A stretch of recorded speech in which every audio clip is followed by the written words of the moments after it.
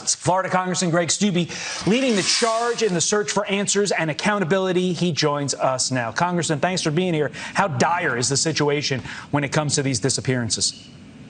Yeah, we've heard of 187 that is factual. You know that number is much, much higher. I have faith leaders in my community who do mission trips to Cuba and have been speaking to faith leaders and pastors in Cuba. And their Cuban counterparts down there have said that people are being pulled out in the streets and murdered, that people are disappearing. So that 187, I'm sure that's just the tip of the iceberg of the human rights violations and the murders that the atrocious communist regime, the Castro regime, is doing and committing against the Cuban people. Sir, why should every American pay attention to what's going on and care about what's going on there?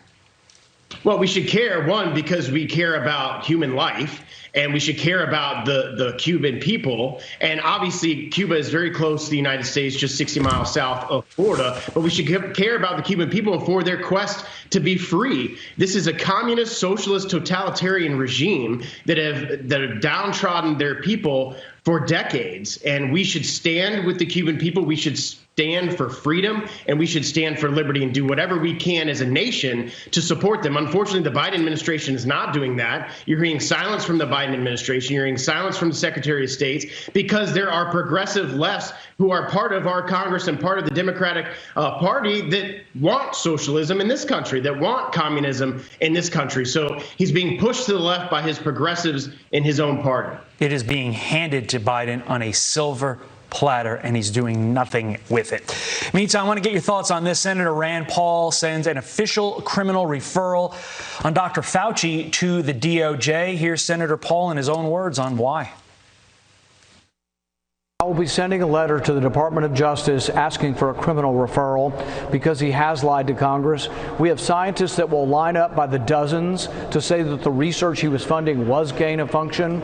He's doing this because he has a self-interest to cover his tracks. Congressman, you always help us understand how Washington works, the ins and outs. What comes of this? Is there ultimately going to be a criminal investigation?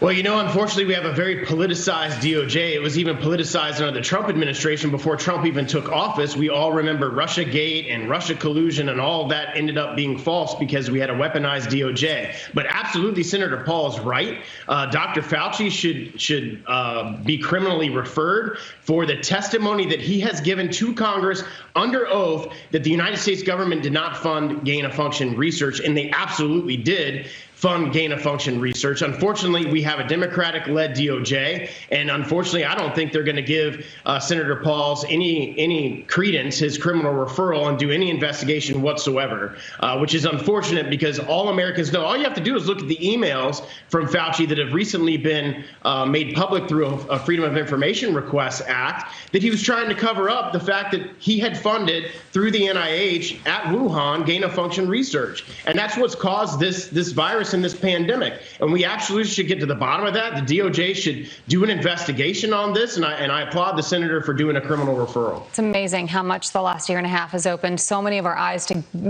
gain-of-function research, what it is, you know, where it's happening. I think everybody should be able to know exactly where it's happening, what the money is being spent on. It's just, there are so many questions that still remain. Congressman Greg Steube, we know you'll stay on top of it. Thank you very much for joining us.